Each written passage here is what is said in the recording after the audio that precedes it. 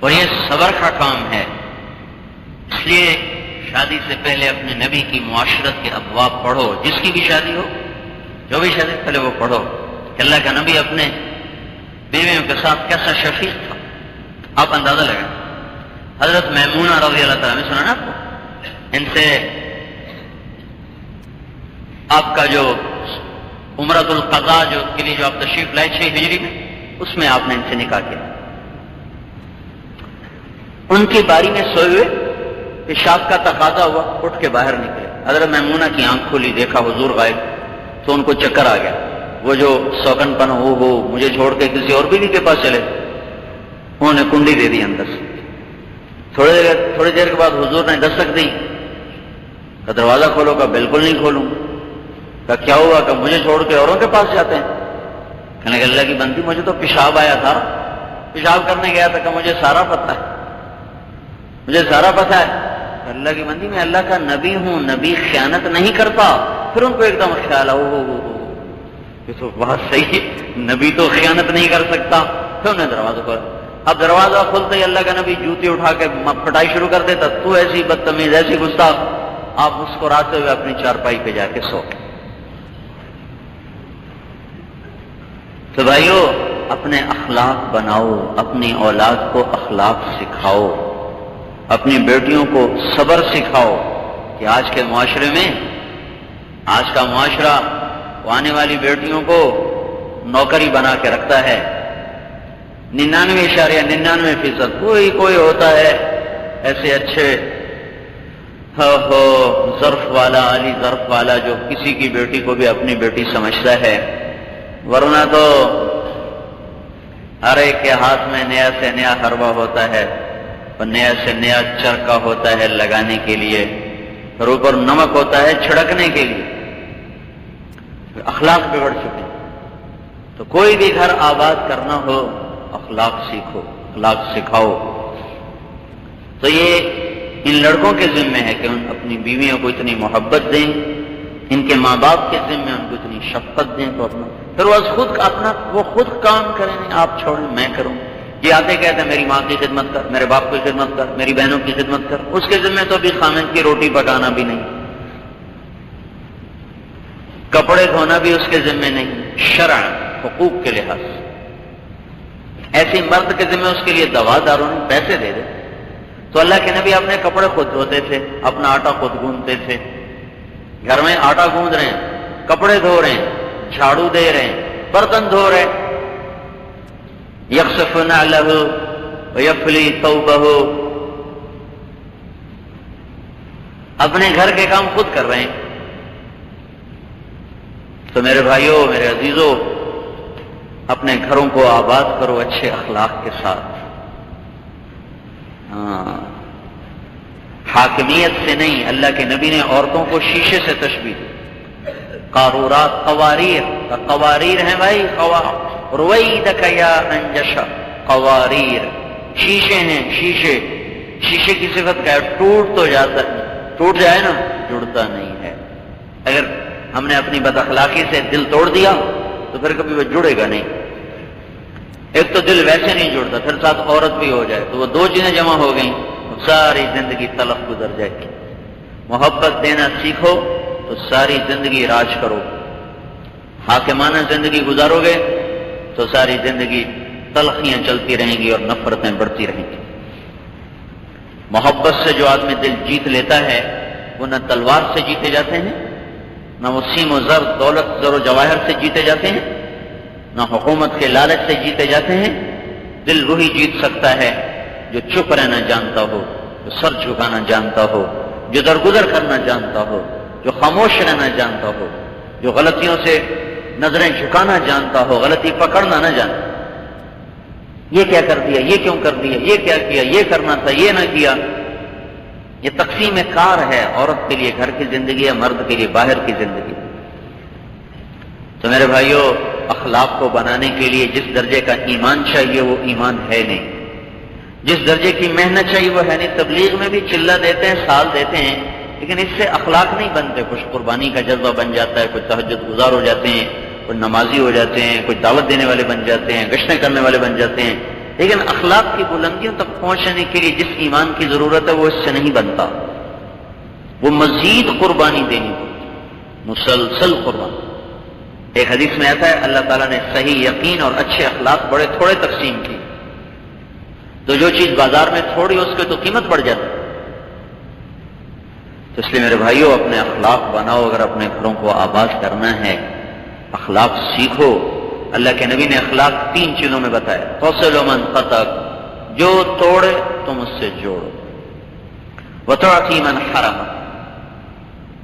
جو تمہارا حال بھی نہ پوچھے تم اسے کھانے کھلاؤ، وتعفو عن من ظلمک، جو تم پر زیادتی کرے اسے معاف کرو۔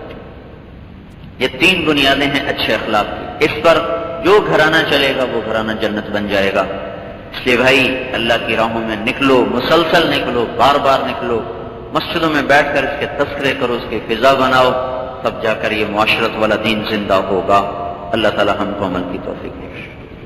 الرحمن الرحیم والصلاة والسلام علی رسولہ الکریم وعلی آلہ واصحابہ اجمعین، اما بعد فاعوذ باللہ من الشیطان الرجیم، بسم اللہ الرحمن الرحیم۔ یا ایہا الناس انا خلقناکم من ذکر وانثی وجعلناكم شعوبا وقبائل لتعارفوا ان اکرمکم عند اللہ اتقاکم۔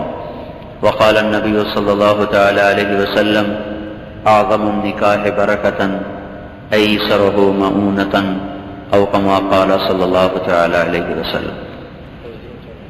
صحیح اس کا؟ جی میں نے فوزیہ بنت حاجی اسماعیل کا نکاح بعوض 14,000 مہر کے آپ کے ساتھ کیا، آپ نے قبول کیا؟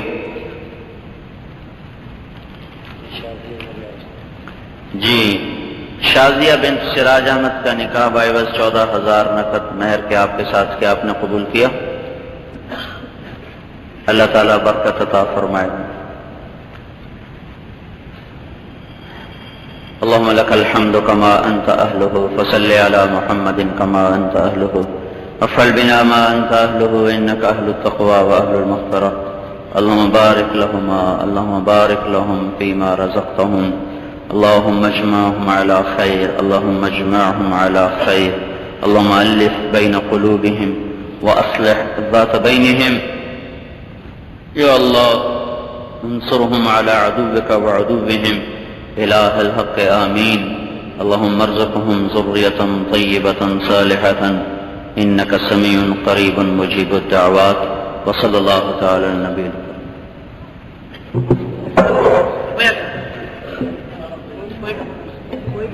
وتذرون أحسن الخالقين، یہ نبی کہہ رہے ہیں،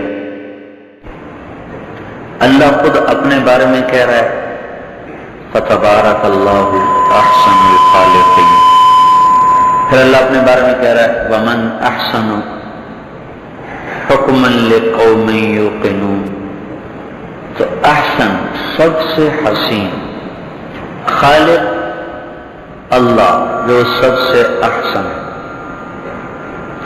جب اللہ تعالیٰ نے مخلوقات کا ذکر کیا تو ہمیں فرمایا لقد خلقنا الانسان فی احسن تقویم، ساری مخلوق میں انسان کو بھی ہم نے سب سے حسین بنایا ہے، سب سے زیادہ جمال کمال کمال۔ پھر اللہ تبارک و تعالیٰ نے قرآن کے بارے میں فرمایا اللہ نزل احسن الحدیث، سب سے خوبصورت کلام وہ اللہ کی کتاب کلام اللہ ہے۔ پھر اللہ نے ہمارے دین کے بارے میں فرمایا وَمَنْ أَحْسَنُ دِينًا مِمَّنْ أَسْلَمَ وَجْهُهُ لِلَّهِ وَهُوَ مُحْسِنٌ، سب سے حسین خوبصورت دین اسلام ہے۔ پھر اللہ تعالیٰ نے جنت کے بارے میں فرمایا اصحاب الجنت یومئذ خیر مستقرا وَأَحْسَنُ مَقِيلًا، جنت بھی سب سے حسین چیز ہے۔ پھر اللہ تبارک و تعالیٰ نے جب ہمارا امتحان لینا چاہا تو پھر ہمیں کہا لِيَبْلُوَكُمْ أَيُّكُمْ أَحْسَنُ عَمَلًا، لِنَبْلُوَهُمْ أَيُّهُمْ أَحْسَنُ عَمَلًا۔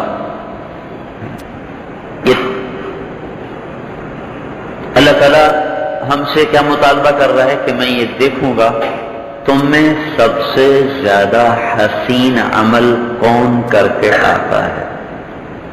زیادہ عمل کی نہیں آزمائش، خوبصورت ترین عمل. اللہ احسن، قرآن احسن، جنت احسن، اسلام احسن، انسان بھی احسن. پھر ہم سے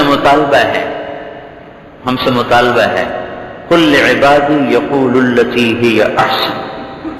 یہ اس علاقے کا کیا نام ہے؟ یہ نئی ہے پرانی؟ نام ہی غلط رکھا ہوا. اچھا گودرا کا لوں گی. چلو تو اللہ تعالیٰ کہہ رہا ہے کہو میرے گودرے کے بندوں سے وہ بات کریں جو سب سے زیادہ خوبصورت ہے. پھر اللہ کہہ رہا فبشر عباد الذین یستمعون القول فیتبعون احسن. اب جو یہ کام کرنے لگ جائیں، سب سے خوبصورت بول بولنے لگ جائیں، تو ان کو بشارت دو. جو سب سے حسین بول بول رہے ہیں ان کو بشارت دو. اے میرے نبی تو بشارت دو. تو اب آپ نے دیکھا میں نے لفظ احسن قرآن سے تھوڑا سا جمع کر کے آپ کو بتایا. 32 دفعہ یہ لفظ آیا ہے قرآن پاک. اب وہ کون سا عمل ہے جو سب سے حسین ہے؟ اگر اس کا ہمیں پتہ چل جائے تو ہم امتحان میں پاس ہو سکتے ہیں، چونکہ اللہ کہہ رہا ہے لِيَبْلُوَكُمْ أَيُّكُمْ أَحْسَنُ عَمَلًا. پھر سورہ کہف میں کہا لِنَبْلُوَهُمْ أَيُّهُمْ أَحْسَنُ عَمَلًا. پھر سورہ ہود میں کہا لِيَبْلُوَكُمْ أَيُّكُمْ أَحْسَنُ عَمَلًا. سورہ ملک میں کہا لِيَبْلُوَكُمْ أَيُّكُمْ أَحْسَنُ عَمَلًا. 3 دفعہ اللہ نے اس کو قرآن میں دہرایا. ہم دیکھیں گے سب سے اچھا عمل کون کرتا ہے، سب سے خوبصورت کون کرتا ہے. تو اب اگر اس عمل کا ہمیں پتہ چل جائے تو ہم وہ پرچہ حل کر کے پاس ہو جائیں گے. چونکہ قیامت کے دن اگر تو ہو گیا نا کثرت عمل پر فیصلہ، پھر ہم سارے ہارے ہوئے ہیں اور پہلی امتیں جیتی ہوئی ہیں. چونکہ ان کی عمر تھوڑی زیادہ، ہماری عمر تھوڑی. ایک آدمی نے 50 سال نماز پڑھی، ایک نے 500 سال نماز پڑھی. جب تولا جائے گا تو 500 سال کی نمازوں کو کیسے پہنچ سکتی ہیں 50 برس کی نماز. ایک آدمی نے 300 برس روزے رکھے، ایک آدمی نے 30 برس روزے رکھے. وہ کیسے پہنچ سکتا ہے وہ ان کو؟ تول میں وہ بڑھ جائیں گے. تو اللہ تعالیٰ نے ایک ہمیں راستہ دے دیا اور امتوں سے آگے بڑھنے کا. کام کرنے کا وقت تھوڑا، مزدوری زیادہ. جس مزدور کو کام تھوڑا ملے، مزدوری زیادہ ملے، وہ کتنا خوش ہوگا.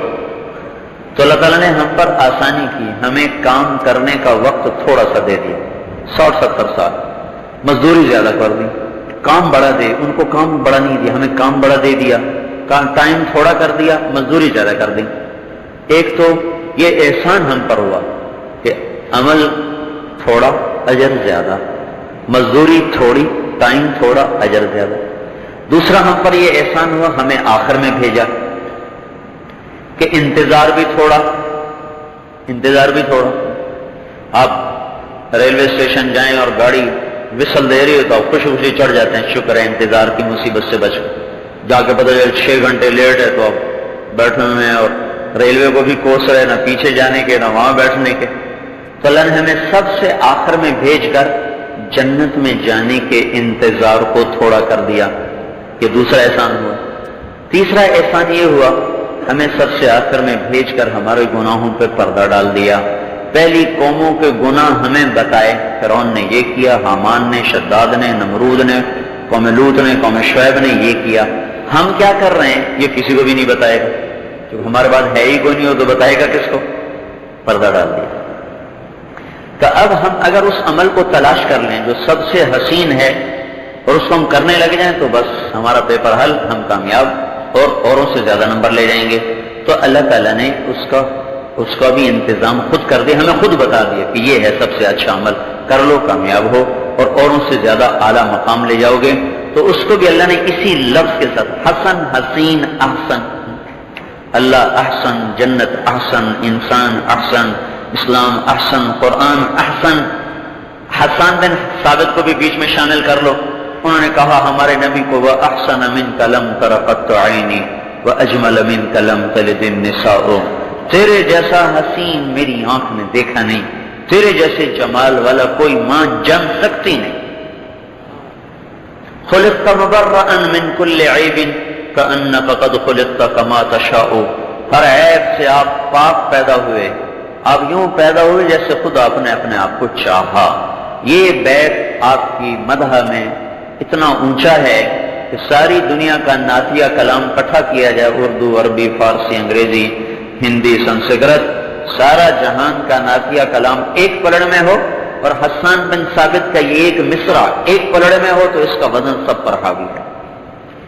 ایسا بول بولا ہے۔ تو اب اللہ تعالیٰ یوں کہہ رہا ہے وَمَنْ أَحْسَنُ قَوْلًا مِّمَّنْ دَعَا إِلَى اللَّهِ وَعَمِلَ صَالِحًا وَقَالَ إِنَّنِي مِنَ الْمُسْلِمِينَ۔ اب اللہ نے ہمیں پتہ بتا دیا، کیا کہا؟ سن لو بھائی، اللہ کی طرف بلانے کا عمل سب سے حسین عمل ہے۔ اس کو پیش کیا ہے اللہ تعالیٰ نے سوالیہ انداز میں اور چیلنج کے انداز میں۔ من ہے کوئی دعوت اللہ سے، ہے کوئی دعوت تبلیغ سے بڑا کام کرنے والا ہے کوئی؟ اس کی مثال ایسے جیسے کوئی پہلوان اکھاڑے میں اترتا ہے اور ایسے ہاتھ کھڑا کر دے گا، ہے کوئی میرے مقابلے میں، ہے کوئی میرے مقابلے؟ تو تبلیغ کے عمل کو اللہ نے ایک پہلوان بنا کے اکھاڑے میں اتارا اور اس کا ہاتھ کھڑا کیا، پھر اللہ بولا بولو ہے کوئی دعوت اللہ سے خوبصورت کام؟ وَمَنْ أَحْسَنُ، ہے کوئی اس سے اچھی بات کرنے والا؟ جو اللہ کی طرف بلا رہا ہو اس سے اچھی بات کرنے والا کوئی ہے؟ کوئی ہے کا مطلب ہے کوئی بھی نہیں، لیکن دو شرطوں کے ساتھ، وَعَمِلَ صَالِحًا، خود بھی اچھا عمل کرتا ہو، وَقَالَ إِنَّنِي مِنَ الْمُسْلِمِينَ، اپنے آپ کو مسلمان کی حد تک رکھتا ہو، فرقہ واریت میں نہ پڑتا ہو۔ کون ہو بھائی تم؟ کا کہ میں مسلمان ہوں، اس سے آگے کوئی تعارف ہی نہ کراتا ہو، کسی فرقہ واریت کی بات نہ کرتا ہو، کسی مسلک کی بات نہ کرتا ہو۔ قال اننی من المسلمین، بھائی میرا نام تو مسلمان ہے، میرے نبی نے بھی مسلمان رکھا، میرے اللہ نے بھی مسلمان رکھا، اس سے آگے جتنے تعارف ہیں سب لڑائی جھگڑے ہیں، ان میں نہ الفت نہ محبت ہے۔ ان دو شرطوں کے ساتھ جو دین کا، جو اللہ کی طرف بلائے گا، اللہ کہتا ہے یہ سب سے حسین کام۔ تو بھائی یہ تبلیغ کا کام ہے، یہ اللہ نے کہا سب سے خوبصورت، سب سے حسین۔ اب اس کو ایک اور طرح سے میں دنیا کے دلائل سے ذرا اس کو اور واضح کرنے کی کوشش کرتا ہوں۔ بارش کا بدل کوئی چیز ہے، اگر بارش نہ ہوگی، کنویں چل رہے ہوں، راہٹ چل رہے ہوں، دریا بہہ رہے ہوں، موٹریں زمین سے پانی کھینچ رہی ہوں، اگر بارش نہ ہوئی تو بیماریاں بڑھ جائیں گی، زمین بنجر ہو جائے گی، آہستہ آہستہ دریا بہنا بند ہو جائیں گے، زمین کا پانی نیچے چلا جائے گا، خشک ہو جائے گا، سب تباہی آ جائے گی اگر بارش بند ہو جائے۔ بارش کا بدل کوئی نہیں۔ اللہ نے تبلیغ کے کام کو بارش سے تشبیہ دی ہے تو یہ اس کی عظمت اور واضح ہو رہی ہے۔ بارش کا بدل کیوں نہیں ہے؟ کہ بارش کچھ ایسے مادے برساتی ہے جن کو برسانا انسان کے بس میں نہیں اور انسانی صحت کے لیے ضروری ہے۔ قُلْ هَذِهِ سَبِيلِي أَدْعُو إِلَى اللَّهِ عَلَى بَصِيرَةٍ، آپ ان سے کہیے یہ ہے میرا راستہ۔ کیا ہے؟ ادعو الی اللہ، ممن دعا الی اللہ، ادعو الی اللہ، یہ میرا راستہ ہے، میں اللہ کی طرف بلاتا ہوں، میں تبلیغ کرتا ہوں، اکیلے یا رسول اللہ نہیں، ومن اتبعنی، جو میرا کلمہ پڑھتے ہیں ان کے ذمہ بھی تبلیغ کا کام۔ سبیل کا جو لفظ ہے اس کی اصل ہے سبل، اور سبل کہتے ہیں بارش کو، سبل کہتے ہیں بارش کو، سبیل سبل سے ہے، سبل بارش کو کہتے ہیں، اور وہ بارش جو آسمان سے برستی ہوئی آ رہی ہو اور ابھی زمین پہ اتری نہ ہو، زمین پہ اترتی ہے تو اس کو مطر کہتے ہیں، مطر، اس میں مٹی بھی مل جاتی ہے اور زمین کا گند بھی مل جاتا ہے، اور جب تک وہ زمین پہ نہیں وہ سبل ہے. سبل سب سے پاک، شفاف، میٹھا، خوبصورت پانی. یہ جو آپ کا سمندر ہے، سمندر سے 97% غبار بخارات ہوا میں اڑتے ہیں. ایک سیکنڈ میں روزانہ 16 ملین ٹن پانی بخارات بن کر ہوا میں اڑ جاتا ہے. ایک سیکنڈ میں کوئی تقریباً 3.5 کروڑ من پانی ایک سیکنڈ میں ہوا میں چلا جاتا ہے. ایک کالا بادل جو ہم پہ چھاتا ہے اور چمکتا ہے، اس میں 3 لاکھ ٹن پانی ہوتا ہے. یہ جو بخارات اڑ کے اوپر جاتے ہیں، یہ سمندر کا جو پانی ہے اس کی جو اوپر کی سطح ہے، 1 ملی میٹر کا 10واں حصہ، 1/10 ملی میٹر جو پانی کی سطح ہے. سینٹی میٹر کا 10واں حصہ ہوتا ہے ملی میٹر میں. تو ملی میٹر کمزور آنکھ کو تو نظر بھی نہیں آتا، اور پھر وہ 1/10 ہو پھر تو اچھی آنکھ میں نہیں دیکھ سکتی. پانی کی اوپر کی جو سطح ہے اس کو کہتے ہیں مائکرو لیئر. یہ مائکرو ویو نہیں ہوتی، وہ مائکرو ویو نظر نہیں آتی. مائکرو لیئر، اس 1/10 ملی میٹر پانی میں بے شمار پودے ہیں اور بے شمار جانور ہیں جو مائکروسکوپ سے نظر آتے ہیں، ویسے نظر نہیں آتے. وہ اس میں مرتے ہیں، سڑتے ہیں، وہ پودے سڑتے ہیں، وہ کھاد بنتے ہیں. جب یہ پانی بخارات بن کے اڑتا ہے تو اس کھاد کو اپنے ساتھ لے جاتا ہے، اور اوپر جا کر ساتھ نمک جاتا ہے. یہ نمک اوپر جا کے اکٹھا ہوتا ہے، یہ ٹھنڈا ہو جاتا ہے. پھر یہ بارش کے قطرے اس وقت ان کا حجم ہوتا ہے 0.01 ملی میٹر، 0.01 ملی میٹر فضا میں. وہ ٹھنڈا ہو کر اس کو اکٹھا کرتا ہے. پھر جیسی زمین کا غبار ہوتا ہے وہ غبار اس میں شامل ہوتا ہے. اس غبار کے لحاظ سے بادلوں کا رنگ بدلتا ہے. پھر وہ قطرے جب اکٹھے ہو جاتے ہیں وہ موٹے ہو جاتے ہیں، وزنی ہو جاتے ہیں، ہوا اٹھانے سے عاجز ہو جاتی ہے. پھر وہ اس کے کندھے ٹوٹتے ہیں، پانی گرتا ہے. اب یہ پانی اپنے ساتھ میگنیشیم، کوبالٹ، سیسا اور زنک لے کے آ رہا ہے. یہ وہ دھاتیں ہیں جو ہم نہیں دے سکتے اپنی. میں ذمہ دار ہوں اس لیے آپ کو اس کی تفصیل بتا دوں. ہم نائٹروجن کی کھاد دیں گے اور فاسفورس دیں گے، لیکن ہم کوبالٹ نہیں دے سکتے، سیسا نہیں دے سکتے، زنک اتنے پیمانے پہ نہیں دے سکتے، میگنیشیم اتنے پیمانے پہ نہیں دے سکتے. ہمارے پاس اسباب بھی کوئی نہیں، امریکہ کے پاس بھی کوئی نہیں، یورپ کے پاس بھی کوئی نہیں. یہ اللہ آسمان سے برساتا ہے. یہ جب بارش اترتی ہے تو بیماریاں دور، جب بارش اترتی ہے تو زمین کا بنجر پنا دور، زمین ہریالی سرسبز. اگر بارش نہ ہو تو زمین بنجر برباد، چاہے کنویں چلتے رہیں. اللہ تعالیٰ نے اس بارش سے تبلیغ کے کام کو تشبیہ دی ہے. اگر تبلیغ کا کام نہیں ہوگا تو دلوں کی زمین بنجر ہو جائے گی، برباد ہو جائے گی، ویران ہو جائے گی. سارے دین کے کام ہوتے رہیں، اگر تبلیغ کا کام نہ ہوا اور اللہ کے کلمے کو لے کر نقل و حرکت نہ ہوئی تو جیسے بارش کے رک جانے سے کھیتیاں برباد ہو جاتی ہیں، ویران ہو جاتی ہیں، سرسبز کھیت صحرا بن جاتے ہیں، ایسے ہی دلوں کی کھیتیاں بنجر ہو جائیں گی اور دلوں کی زمین صحرا بن جائے گی، شوریلی بن جائے گی اور صفات ختم ہو جائیں گی. اور اس میں حسد، بغض، کبر، تکبر، ان کی جھاڑیاں اگیں گی کانٹے دار، سارے کے سارے معاشرے کو برباد کر دیں گی.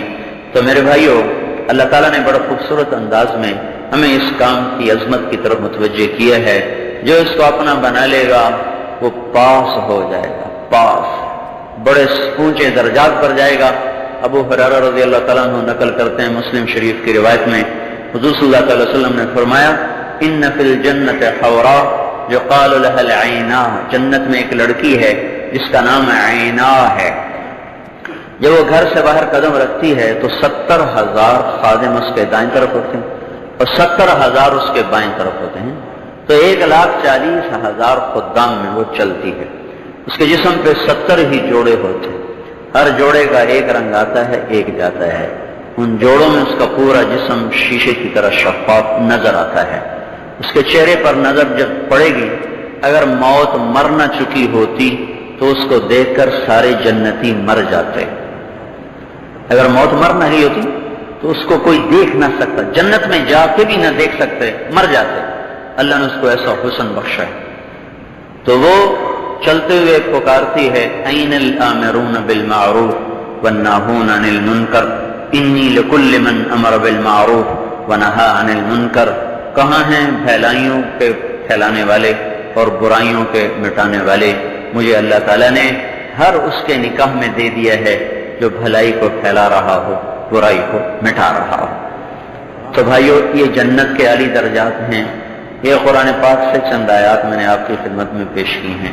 اس تبلیغ کے کام کو ہم نے وہ عظمت نہیں دی، ہم تبلیغ والے کہلاتے ہیں، ابھی ہم نے وہ عظمت نہیں دی تو اوروں سے ہم کیا گلہ کریں، اوروں سے کیا شکوہ کریں؟ کام پوری امت کا ہے۔ ہمارے نبی آخری نبی ہیں، آپ کے بعد کوئی نبی نہیں، تو آپ کے اس حسین کامل اکمل پیغام کو دنیا کے آخری انسان تک پہنچانا یہ اس امت کے ذمے ہے۔ اس کے لیے یہ وقت مانگا جاتا ہے، تبلیغی جماعت کے عدد کو بڑھانے کے لیے نہیں، بلکہ حضرت محمد صلی اللہ علیہ وسلم کی مبارک زندگی کو دنیا کے آخری کنارے تک پہنچانے کے لیے، اور آپ کے پیغام حق کو، کیونکہ آپ نے خوشخبری سنائی ہوئی ہے اور مجھے لگتا ہے یہ وقت وہی ہے۔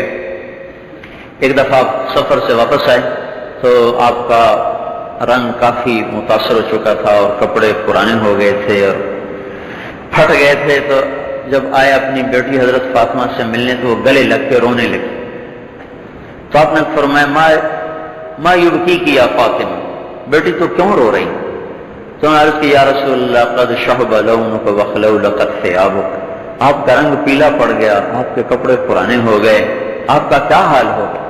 تو آپ نے فرمایا لا تبکی یا فاطمہ، میری بیٹی مت رو، فإن اللہ بعث اباک بأمر، تیرے باپ کو اللہ نے ایک ایسا دین دیا ہے لا يبقى على وجه الارض بیت وبر ولا مدر ولا شعر الا ادخله الله فيه عزا او ذلا حتى يبلغ هذا الامر من حيث يبلغ الليل والنهار۔ آپ نے کہا مت رو، تیرا باپ وہ دین لے کر آیا ہے کہ ایک دن آئے گا اس دھرتی پر نہ کوئی کچا گھر بچے گا، نہ کوئی پکا گھر بچے گا، نہ کوئی خیمہ بچے گا، وہ خیمہ کھال کا بنا ہوا ہو یا بالوں کا بنا ہوا ہو، اللہ ہر خیمے میں، کھال بال کے خیمے میں، کچے پکے گھر میں تیرے باپ کے دین کو داخل کر کے دکھائے گا۔ جو مانیں گے عزت پائیں گے، جو نہیں مانیں گے ذلیل و خوار ہوں گے، اور جہاں جہاں تک دن اور رات جاتے ہیں تیرے باپ کا کلمہ جائے گا۔ یہ وہ دور ہے جب اللہ نے ہمیں سواریاں دے دی، وسائل دے دیے، منٹوں میں کہیں سے کہیں میں فجر کی نماز فیصل آباد میں پڑھی، ظہر کی نماز کراچی میں پڑھ لی۔ آج سے 50-60 برس پہلے کوئی اس کا تصور نہیں کر سکتا تھا، یہاں سے پنجاب جانے کے لیے 1 مہینہ چاہیے۔ تو اللہ تعالیٰ نے ہمیں سواریاں دی، دعوت کا کام دیا، اللہ تعالیٰ نے سارے بر اعظم میں پیدل جماعتوں کی نقل و حرکت کو زندہ کیا۔ ناروے وہ نارتھ پول ہے زمین کا، اور انٹارکٹیکا یہ ساؤتھ پول ہے۔ تو ناروے میں جہاں اینڈ آف دا ورلڈ کی تختیاں لگی ہوئی ہیں وہاں ہمارے ساتھی اذانیں دے کر نمازیں پڑھ کے آئے، وہاں تک اذان پہنچ گئی۔ جہاں پچھلی صدیوں میں نہیں پہنچنا ہوا تھا، وہاں ان ذرائع آمد و رفت کے آسان ہونے کی وجہ سے اللہ تعالیٰ نے وہاں تک اپنی آواز کو لگایا ہے، پہنچایا ہے۔ یہ لگتا یوں ہے، چاہے کفر اس سے بھی زیادہ بڑھ جائے، لیکن اگر نظام اللہ کے ہاتھ میں ہے تو ہے ہی اسی کے ہاتھ میں، تو اس کو ٹوٹنا مقدر ہے، شام پر سویر ہو کے رہتی ہے۔ اور ویسے جب معاشرے میں بے حیائی پھیل جائے تو اس کا ٹوٹنا یقینی ہو جاتا ہے۔ اللہ تعالیٰ کفر کو تو مہلت دیتا ہے، بے حیائی کو مہلت نہیں دیتا۔ بے حیائی، آوارگی، اس کو اللہ نے بہت کم مہلت دی ہے، ہر زمانے میں، ہر دور میں۔ تو آج چونکہ بے حیائی کا ایک عفریت ہے جس نے مشرق و مغرب کو نگل لیا ہے، تو یہ بھی اللہ کے طرف سے اس معاشرے کو توڑنے کے لیے ایک مددگار بن رہا ہے۔ اللہ تعالیٰ نے ہر قوم پہ 1 عذاب اتارا، 2 عذاب اتارے، قوم شعیب پہ 3 اتارے، لیکن لوط علیہ السلام کی قوم پہ 5 عذاب آئے، 5۔ لوط علیہ السلام کی قوم بے حیا تھی، بے حیا، ان کی بے حیائی پر ان پہ 5 عذاب آئے۔ زلزلہ بھی انہوں نے دیکھا، فرشتے کی چیخ بھی سنی، چہرے بھی ان کے مسخ ہو گئے، آنکھیں ان کی دھنس گئیں، پتھروں کی ان پہ بارش پڑی اور اوپر سے ان کو نیچے کر دیا گیا۔ یہ 5 عذاب ان پر کٹھے آئے، کسی قوم پر نہیں آئے۔ تو برائی کے بڑھ جانے کا مطلب یہ نہیں کہ اللہ عاجز ہو گیا، اللہ ضعیف ہو گیا، اللہ کو ڈر لگ رہا ہے۔ انما امرہ اذا اراد شیئا ان یقول له کن فیکون فسبحان الذی بیدہ ملکوت کل شیء والیہ ترجعون۔ تو میرے بھائیو، آج کا وقت ہے کہ ہم اپنے زندگی کی ترتیب بدلیں اور اس دعوت کے مبارک کام کو اپنا کام بنا کر ساری دنیا میں پھر جائیں، آواز لگائیں۔ ہر خیمے میں اللہ اس آواز کو پہنچائے گا، ہر کچے پکے گھر میں پہنچائے گا۔ ماننے والے عزت پائیں گے، نہ ماننے والوں کو اللہ تعالیٰ تباہ کرے گا۔ اب اس کی نیتیں کر لو، ارادے کر لو، بولو۔ مولانا طارق جمیل صاحب بیان فرما رہے تھے۔ اگر آپ کو ہمارے بیان اچھا لگا تو ہمیں کمنٹ میں ضرور بتائیں۔ ہمارے چینل پہ نئے تو چینل کو سبسکرائب کر دیں، ویڈیو کو اپنے دوستوں تک ضرور شیئر کریں۔ رمضان مبارک چل رہا ہے، آپ سب کو رمضان مبارک۔